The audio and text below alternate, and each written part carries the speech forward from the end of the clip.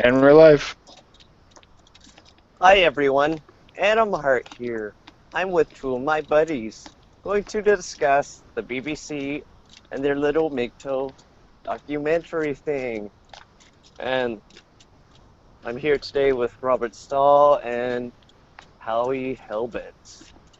Howdy, Uh, howdy. so there was, this may not be recent news, but for me, it's recent enough because, I've just recently found out. Uh, can anyone hear me? Yes, we can hear you. Oh, okay, static disappeared. So the BBC wants to do a documentary of MGTOW, and it seems a lot of the big MGTOW people are refusing them um, for fear that they would be exposed as a hate group that they are not. But the only problem I have with the big MGTOW is their red pill philosophy. That could be one reason that the BBC wants to do this documentary on MGTOW. A lot of people think it's, like I said, to expose us in some negative connotation. So I'll start off saying this. A MGTOW he's just a single libertarian exercising his rights. It's just freedom from traditional gender role expectations, traditional gender roles, that conservatives and liberals both share and expect of people. I'd even That's go further than that. I just say that MGTOW is someone who who disregards certain cultural prerogatives dealing with romance and would rather focus on a more individualistic um, uh, self-conduct of that doesn't necessarily include things like romance and that sort of stuff right. for whatever various reasons, be it political or be it just out of their own safety, legally or otherwise. Right, and I consider that the basic MGTOW. Um, when these big MGTOW philosophers go over, generalizations about the behavior of women or social women act a certain way, I think that's more red pill philosophy than it is MGTOW philosophy. They just try and blend it in I some think it's way. interesting that the BBC wants to actually do a documentary now on MGTOW. Like that's extremely odd. Like, sure, it might be a sort of slandering thing, especially if they're trying to go towards the bigger names on YouTube they very well know will make sort of big, outrageous statements. But it could also be that MGTOW has now stuck around long enough that they've that suddenly the press actually want to look at them. You know, they're not going away, and so it's much better to understand them at that point than anything else. Right. It's just any group that has good intentions, I think the media wants to put in a bad light. And I think that's what has happened to Gamergate is just you get all these terrible journalists that shame Gamergate when the basics of Gamergate is they're just defending themselves. Well, I mean, yeah, I mean, there's been several groups through the years that have unfortunately befallen the sort of loose, rancid tactics of especially media companies like the BBC. That's been actually one of the more um, bad examples, and it's one of the more sad examples. In fact, just because they're the motherfucking BBC. The public access channel of basically anything of Britain. That's always a bad situation when your public access channel acts more as a propaganda machine than anything else. Right. And it's also, there's the big MGTOW that believe, if the BBC does this documentary, that, in professional workplaces, being a MGTOW or having someone find out you're MGTOW will somehow have a negative impact on you. That's one of the fears Big MGTOW has. Another one is just MGTOW just don't want to deal with the media. That's why, well, one reason we don't marry is because it's a corrupt system. And one reason we don't deal with the media is the media can be corrupt. Yeah, well, I mean, I'm surprised that they already don't get the sense that if you proclaim yourself as MGTOW, that you don't already get dirty looks from anyone who doesn't already know what MGTOW is. Right. I mean, even the herbivore men are generalized as being lacking of self-confidence. Whereas in America, if this MGTOW thing really hits big with this documentary, people are going to think MGTOW don't marry because they hate women. Oh my gosh. I actually Well, kind people are of, already saying that. Back when Breitbart released that article called "The Sexodus," which was about MGTOW, um, there were a whole slew of feminists making videos and articles saying that this was evil, this was misogynist, because these men don't want to get married because of feminism, which is true and not misogynist at all. Well, it's the correlation that a man not wanting to get married, he's a sexist. That's a terrible correlation to make because it's so far-fetched. I well, mean, it's I so don't. far-fetched to even say that men don't want to marry because of feminism. I mean, to a certain extent, one can argue that that's true, but that doesn't capture the core of the argument. That misses the point about divorce and custody battles and family courts and um, all that sort of shit, which is the actual issue of feminism in public policy. And another weird thing, mm, it's like people know that not all Christians are woman haters, even though there might exist a small population of Christians that are woman haters. What's funny is the MGTOW philosophy was kind of taught in first century Christianity, where he says, if you don't want to get married, don't. You don't have to get married. So MGTOW's been around forever. Well, in general, the individualist sort of perspective has permeated at least most of the major world religions to start out with. It's, unfortunately, with something like religion, it can simply then be taken over by some other agency, much like Christianity was, where, so yeah, uh, New Testament was extremely at least if you read in a certain filter, against Romans, and then who takes it over the Romans, and so that's where you start again to lose that uh, individualist sort of thing. It's just the idea of the self-confident person who um, people might not like because they're not as easily as controlled as someone who might be indebted more deeply to the concerns of others over themselves. Right. It's just I'm really intimidated that Sandman's going to be a spokesperson supposedly, especially because of his last video where he blamed a lot of the country's problems on women being able to vote.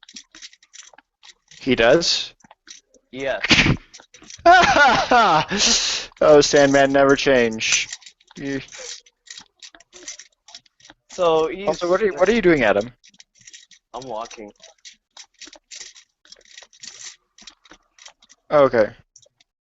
But yeah, well, I mean, the whole Sandman being representative, I mean, that's going to be weird. I'm not comfortable with that either, but I don't think anyone wants, only the this is what usually happens. Only the people who, um, want the attention will actually go to the media. Everyone else will sort of stray away and just try to do their own thing. Right. And it's like, if you take an economics class and you learn about the democratic process of economics, and then you learn about these politicians as well as other wealthy people, you know, paying people or getting people to vote for them, then it's like, then you can't really blame the freedom of voting for women on today's problems. That doesn't make sense. Well, yeah, and in general, women voting is not necessarily a problem. I mean, you can maybe argue that there's an issue with demographics, like there's an unequal demographics, but that's just because there's unequal numbers of women and men voting, and yeah, if you don't vote, you just can't get your voice heard, even if it's maybe largely useless. Right. And if any future MGTOW sees this, they might hate me for saying this, but it seems like Sandman is kind of creeping into reverse radical feminist territory, where he's like a little anti-female, whereas in the radical female is a little anti-male, and it's Sandman saying women's right to vote, or the radical feminist saying men are animals, and it's like, wait a sec, we have female doctors, we have male doctors, we have great female nurses and male nurses. We have plenty of women doing great jobs. So the whole argument on our problems on the behaviors of men or problems being on the natural behaviors of women, it's It's identity it, it politics.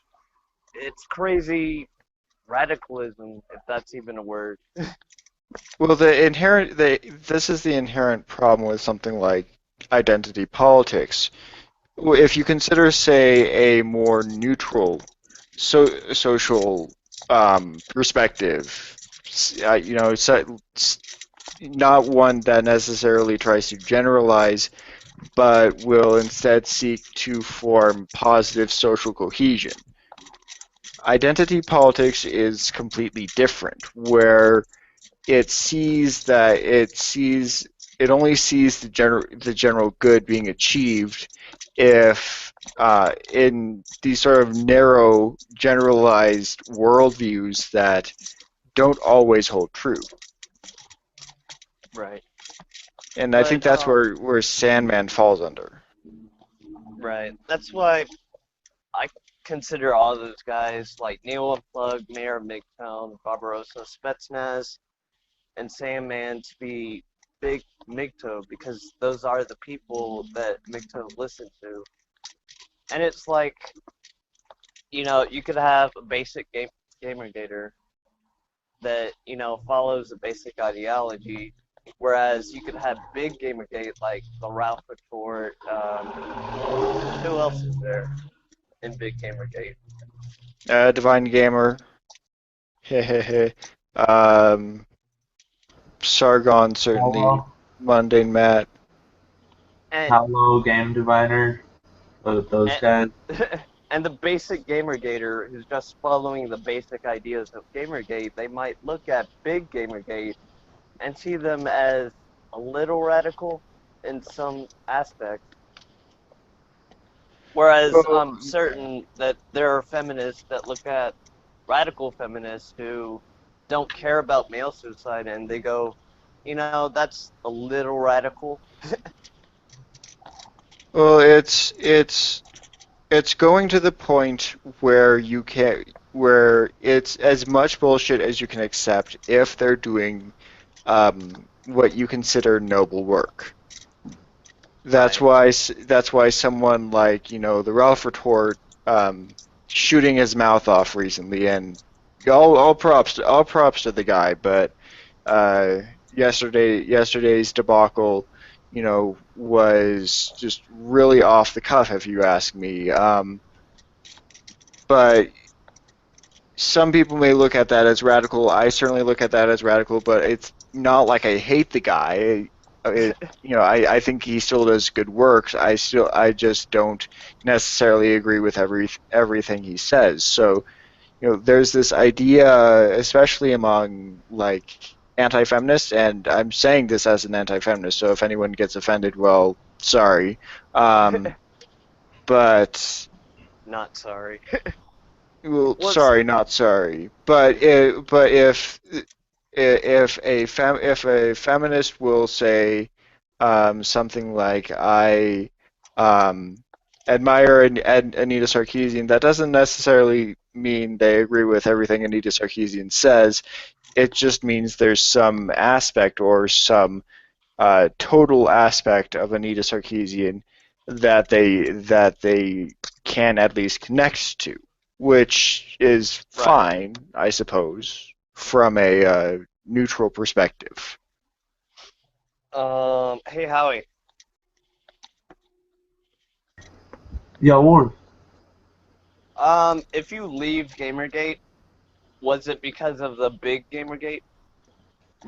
Uh, well, there's a lot of reasons why I left, and today I did. I've uh, consider this official. I'm out of Gamergate now. Um, but I there's a lot of reasons why. Mainly, uh, we've done everything we came here to do, and uh, that's that's uh, that's pretty big. You know, What I kind of already see the SJW battle a losing one, but I think it's just easier to be, an egalitarian, ethical, libertarian if you want to be. yeah, yeah. So Gamergate is Gamergate's just a word. already Gamergate's already achieved all its goals. Um, Also, I just think I can do more on my own without a giant hashtag looming over me and a million lunatics behind me. The great hashtag war between Gamergate and SJWs. All it is. Typed internet words on Tumblr and Twitter and hashtags. Everyone gets butthurt over it. No Well, offense, Gamergate. Much I love.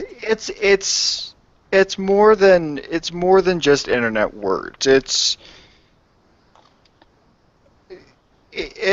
the whole it's people trying to are it's people trying to argue impassioned points. This is exactly what you used to go on in say public public halls and public halls and everything like that. It's just moved to a much larger domain, and I don't think that's an issue. In fact, I pretty much love Twitter for the fact that besides the upper echelon of the Twitter management team, there are very few moderators when it comes to generalized posts. It's it, people like to trivialize these sort of online wars, like, oh, they don't really matter.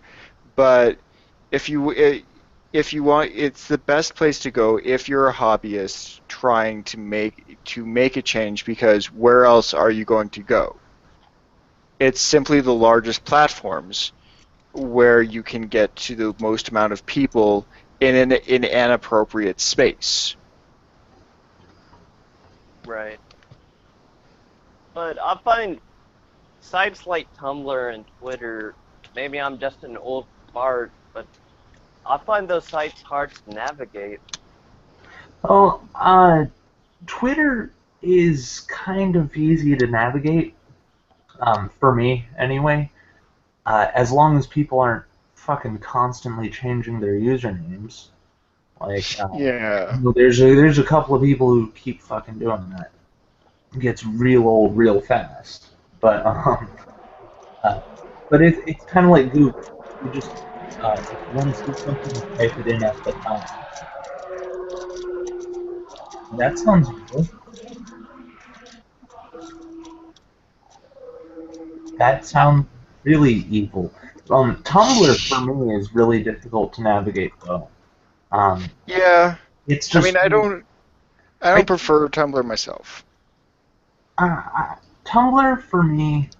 Um, what other social media can I use that my entire news feed will just be tits, ass, pussy, weed, and trippy ass gifs? Reddit? Reddit? Yeah, there's a Reddit gone wild. uh, Or r well, slash gone I wild. I might have to check out Reddit then. Yeah, there's a bunch of subreddits. If you're interested in. Well, Reddit, no, see, the thing about Reddit is that is that it's still moderated. In fact, it's not only moderated by an upper echelon of absolute cucks who are doing everything to make sure that no one's offended. Um, it's easily demonstrable that local adminship power leads to um, easy censorship. Yeah, my friend told me about that. Because I was And, like, share my YouTube videos on Reddit. He's like, I have to watch it first so they and don't block it.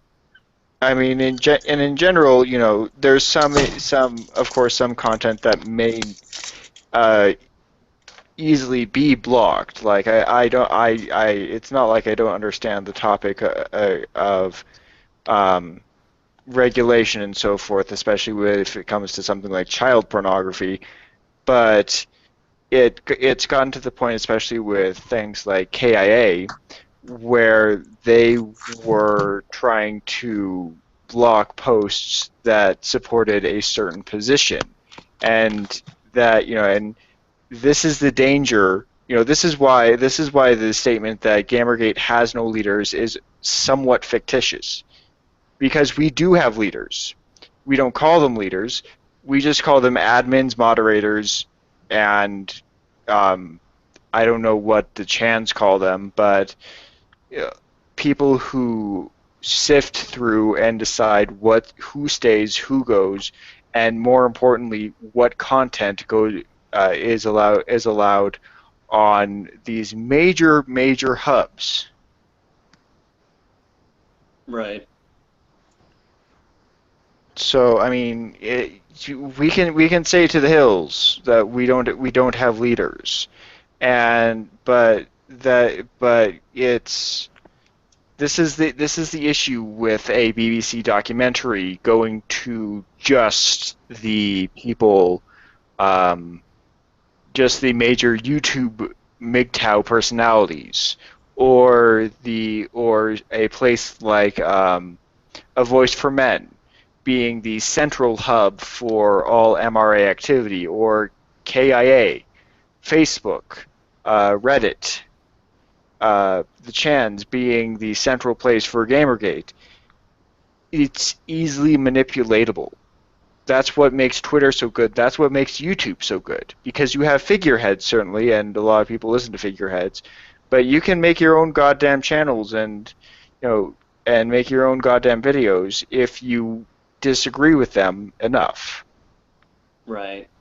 There's also that, freedom of opinion aspect on YouTube. Well, yeah, because it's all individual content makers, and yes, things can be blocked again, but like Twitter, it isn't the it isn't it isn't some ideological person from within the movement, whatever movement it be, doing that. It's a general YouTube team who has to sift through everything. So there's actually very little chance of you actually being targeted unless something happens where you get a lot of attention and specifically negative attention, which has happened in the past, but in general doesn't happen to the majority of people who post content.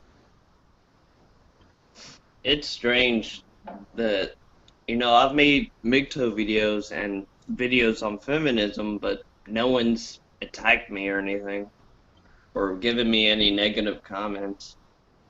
Well, in general, yeah, I mean it's small beans. Like the downside to it is that it's a bunch of independent content makers, so depending on the topic, if there's 1,000 different MGTOW channels out there, people aren't going to pay attention to a good majority of them.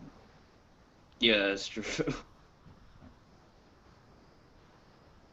It's the same with gaming channels and even philosophy channels right now. It's the same way. It's so It's just the hard. same. Go on. Sorry. It's so hard to get. It's so hard to get into the industry. It's so because there's already these big names, and people are just like, I'm just gonna stick to these big names. I'm not gonna go too far out from there. Chris Well, Damnation just uploaded a video.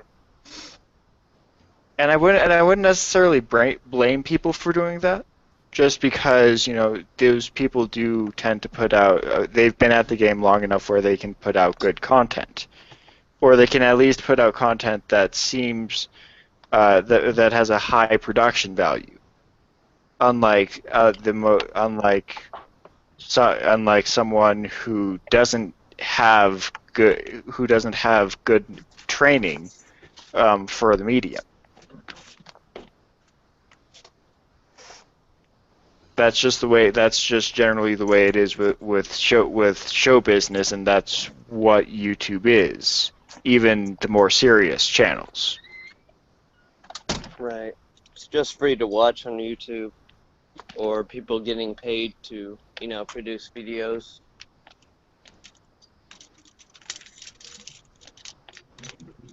But I'd almost want to see the documentary focus on maybe smaller examples. Maybe focus not on not on the subculture itself, but focus on the reasons why the subculture exists. Talk to the various college representative groups. Talk to the people trying to fight the family court systems. Because, yeah, I mean, you talk to someone who's basically spent a whole lot of time theorizing, you're going to get some crazy ass shit. But you search for the practical, you're going to find something far more worthy of a story. Sandman isn't a story, but the cases against colleges and cases of rape accusation absolutely is a story. Yeah. Well, I think there's a whole subculture in college in itself. Yeah, college is kind of like high school. There's a whole bunch of cliques, whole bunch of different tribes. Although they're a lot looser in college than in high school.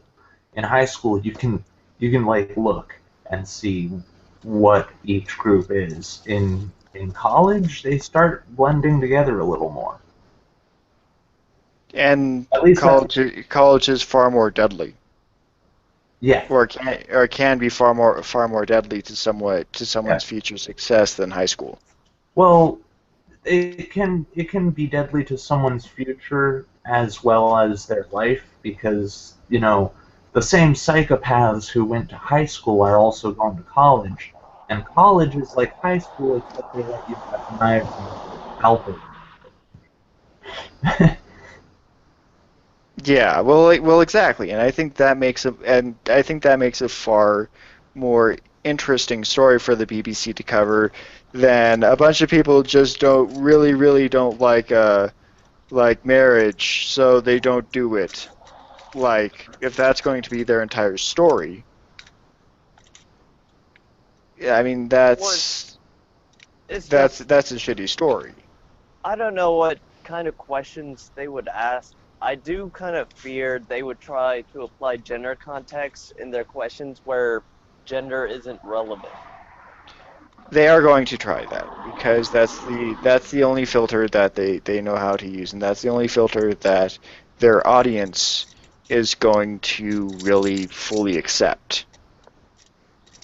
Right. But Well, it's just when you apply gender context where it's unnecessary, that's where people feel catharsis, like gender catharsis, like man versus woman or woman versus man, where it's irrelevant, but they feel some sort of satisfying catharsis from attacking a gender that they want to apply gender context to where gender context is irrelevant. yeah, and I mean it's at least irrelevant to the idea of um the individualist's behavior itself. Self-defense is not gendered.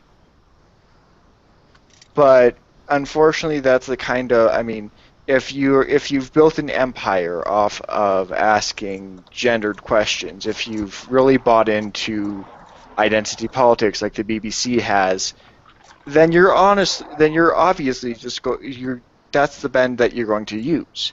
And there's ways to evade it. I just don't think people like Sandman are going to be smart enough or even willing enough to evade that kind of thing. Right. Well, it's like if I got beat up by a woman and I was being interviewed and they asked why didn't I fight back, I would say I live in a society where people apply a gender context to self-defense where it's irrelevant. Someone beats the shit out of me, it doesn't matter if they're man or woman. Who cares? I got the shit beat out of me. Well, yeah, and there's a lot of fucked up things in this world, and the BBC is really only interested in certain kinds. That's why people distrust the BBC. It's why people um, distrust Kotaku, distrust the Huffington Post, distrust basically all these insincere, bastardized publications that do a poor job of actual journalism. Exactly. And it's just, there's so much personal bias that it creeps into their articles, but they word it in such a way that you almost don't notice it. Maybe subconsciously you notice it, that there's No, personal bias. they don't even try to hide it. They don't even try to hide it. Yeah, it's I mean, at this point everyone expects it, and they've so they gotten a bring what little people better expect. at it. They've gotten a little better at keeping it separate, but they still uh, they've just always never been able to hide it. Right. It like I you remember read an now. article, you read an article about what was it, fall Far Cry 4, and it's like, this game is the most racist, sexist piece of trash ever, but I had fun, and I feel bad about having fun. Yeah. I remember reading, articles about MGTOW where it's just full of stereotypes and generalizations that it's like they didn't even, consider looking up, the basic ideology behind MGTOW, and it has nothing to do with gender. Well, and I mean, and to be fair, when it comes to things like MGTOW or feminism or shit like that, people are generally going to generalize because, well, everyone sort you that's a great unifying factor. Uh, uh, people just generally call each other names because and generalize because that's one way of understanding the world in categorization. But like I said, I it's not necessarily a story to say someone thinks X. Some people think that there are Martians on the moon. That's not a story. What would be a story is if a major scientific study actually proved them right. In the case of MGTOW, it's not a story that certain people don't want to marry. That's kind of obvious. That's always been obvious.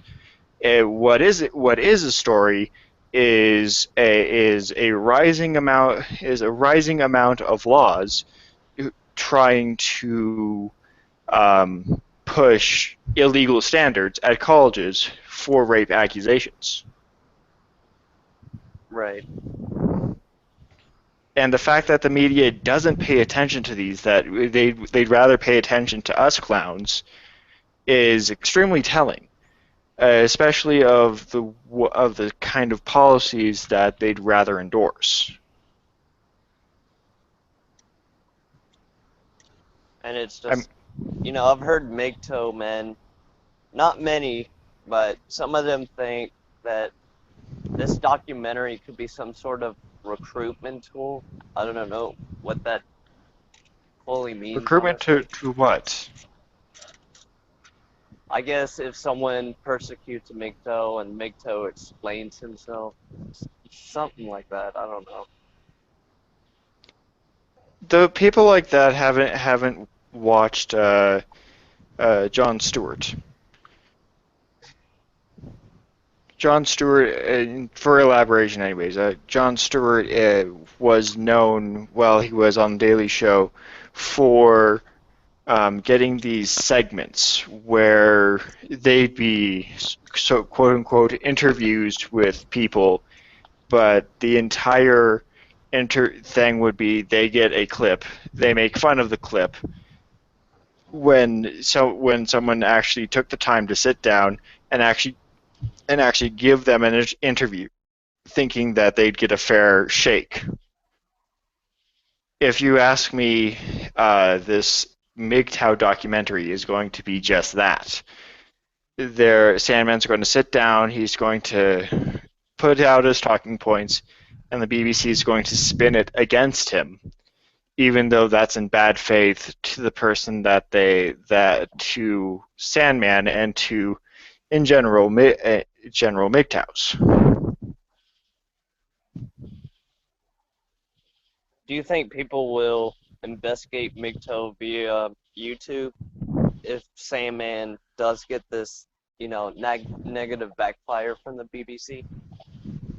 Some may, but the larger aspect, and this is in general, this generally is just what I've experienced. This is by no means scientific or anything. Will are apathetic.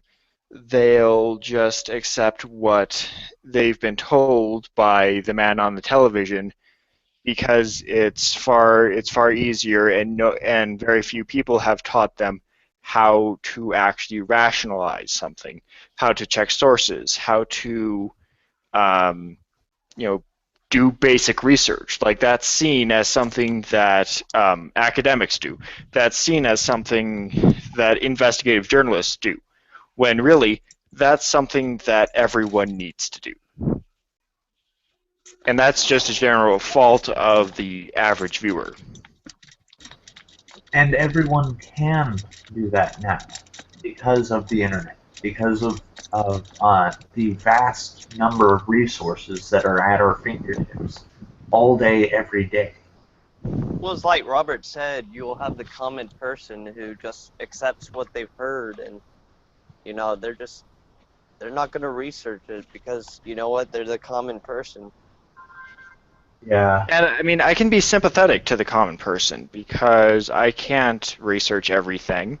Like, everything I run into, I'd love to just have infinite hours of the day and just research everything, but unfortunately, I don't even have the willpower to do that. It's a general fault, but it's a general fault that is just pervasive in most people if I'm to make an uncharitable generalization. What isn't so much is the fact that this isn't pushed in forums that it needs to be pushed. It isn't taught in schools necessarily strong enough how to research, how to use tools like the internet, which yes, offer a great amount of resources if you know how to use it. Right. I did happen to meet, um, this isn't research per se, but I did happen to meet an equity feminist on my Twitter account. It's kind of like reverse MGTOW, about the freedom from traditionalism and gender role expectation and stereotypes. But it sounds a lot like egalitarianism anyway. Well, yeah, and yeah, I mean, well, I'll say this of the equity feminists. They are probably one of the better branches of feminism that I've heard. But they're still, I mean, they still are following certain issues in a way that's still very much about identity politics. They'll take an issue like treatment of women in the Middle East without batting an eye towards the men who, not necessarily the men who are the boys who are forced into soldiering, because yes, that is something that equity feminists do talk about, but they won't talk about things where, for example, men are forced to be the main breadwinners of their family. This isn't something practical. This is just something expected of men, which is why girls may not get as much education, because that has to go to the men. There, I mean, maybe not the likes of Christina Hoff Sommers, but I've met plenty of feminists who still don't understand the concept of with great responsibility comes great power, because you have to have that trade-off. Right. Or it's like the male on male rape in prison, or even the high numbers of female on female rape in prison. It's just, is anyone acknowledging it besides a few articles and statistics, or the CDC? Well, the CDC does shit nowadays. Like that's another big disappointment I've had. Their entire uh, stance on the issue. Like, I wish they didn't, but apparently, it's still PIV is not rape. Surprisingly. I am. I'm just glad that feminists aren't calling for co-ed prisons. Yeah. Like, Well, it's it's not that. I don't think it's there there'd be a huge problem with males raping women in co-ed prison. It's groups of females bullying men in prison. Well, I suspect that there'd be a certain amount of violence towards just everyone. In that case, it's men and women. I mean, even in the domestic violence figures, it's shown to be pretty equal who does what. And so the idea that you put a bunch of violent men and a bunch of violent women in prison, well, you're going to get some shit if you did co-ed prisons or you did single-sex prisons. Well, it's like if they had the regulation that if you're a man and you hit a female inmate, you get instant solitary. There'd be a fucking riot. Yeah, yeah. It'd be Well, if they instituted rules like that, certainly. I don't. I hope that they wouldn't, but who knows in this world. like I could see a group of women bullying a male inmate. The inmate can't do anything about it, or he'll get solitary. Then all the men realize this and they riot.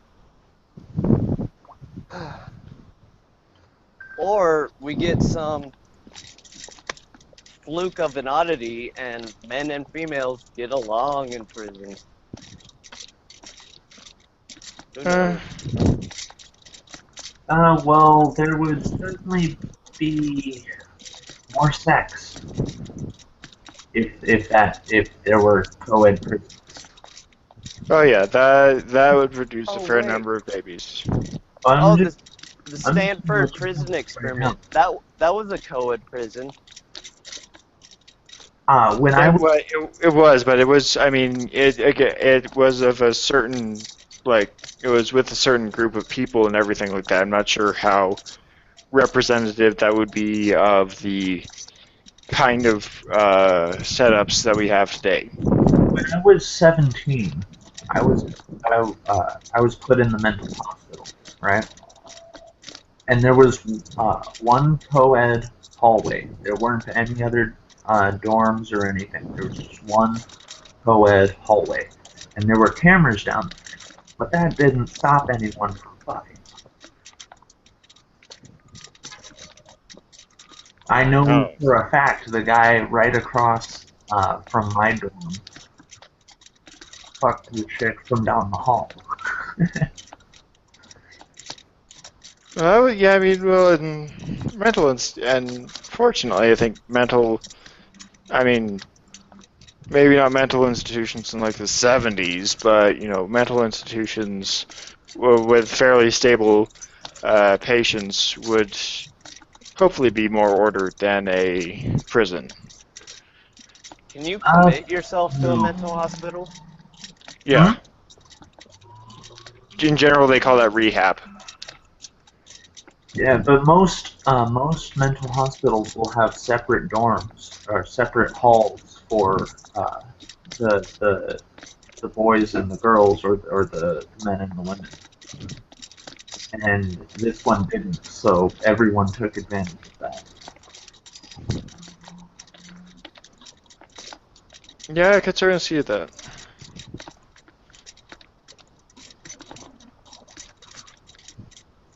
It sounds like Adam's on his horse,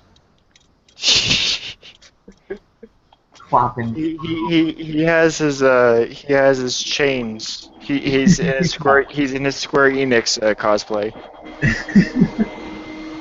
Oh no, he's in Pyramid Head cosplay, huh? Yeah, Riding a exactly. horse. And that's also why there's all that weird fucking sounds in the background. Hey, hey, hey! Don't make fun of my demonic nurses.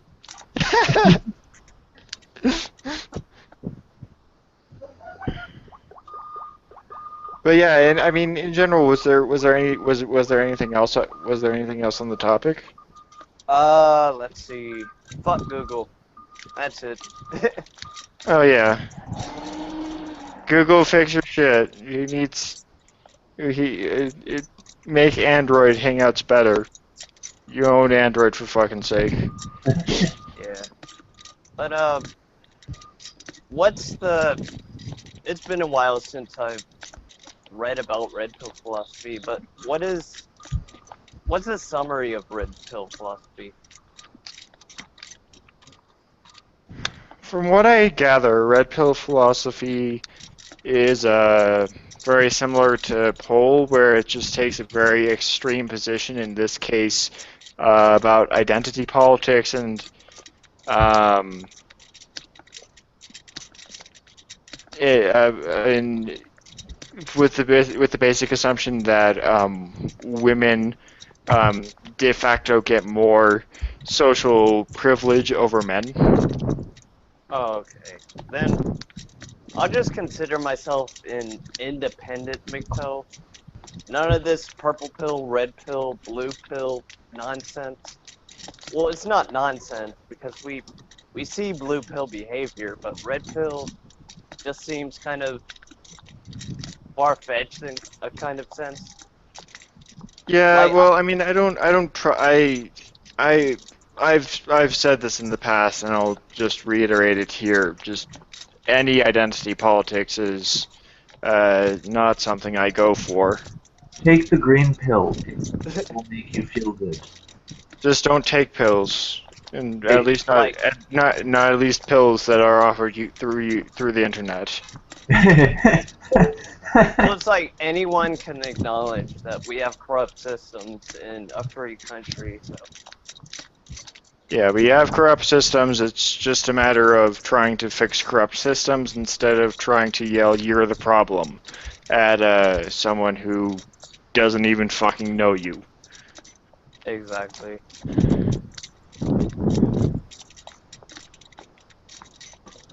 Make sure to take the round beige pill that that comes to you in the package through the internet. Yes, trust Sex Lord XXX. It totally makes your penis longer. All right. So, All right. once my dad gets me my birthday laptop, I'll send you a laptop next month, Howie. All right, thank you. Yep. Thank you very much. One of But these days, I'm just going to string all the laptops together and have just one big multi-screened laptop. but I think we hit all the nails on the head with this documentary thing. Yeah, in general, folks, just be careful of what you watch, especially if it comes from sources that obviously have biased taint, whatever that bias be. Biased You tank. said taint. That's what I was going to say. Uh,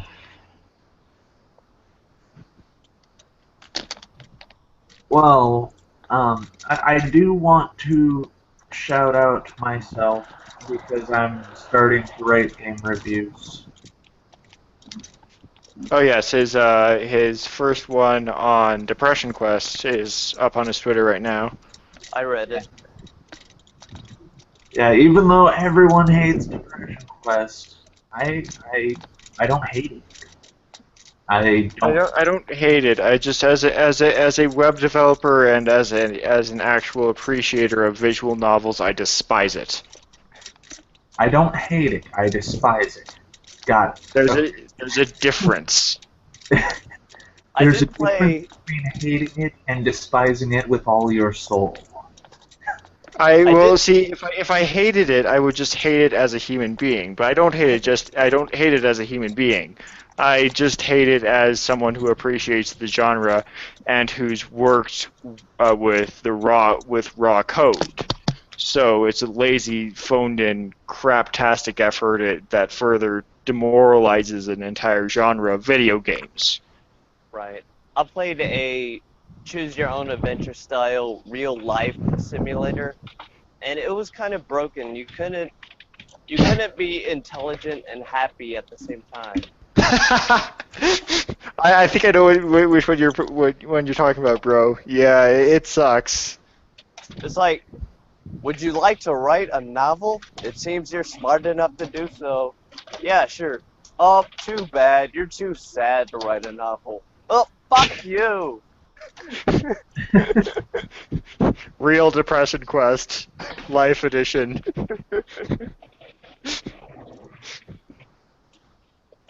Anyways, folks, I'm sorry for for this impromptu thing. Google just wasn't working for Adam here, so I graciously he graciously borrowed my channel. I will be having my own game reviews coming up soon. I recently acquired Hitsune Miku Project Mirai DX, and it was fun enough to review, so you can look for that coming out. Maybe not this Saturday, but maybe by Monday or something like that. I will make sure to have that out there. But otherwise, if no one else has any other announcements, I guess we can call it here. Cool. I'll give a shout out to the Saw Review and Howie Hellbent for having me. No problem. Not my channel. All right, I will see all you prospective viewers out there later.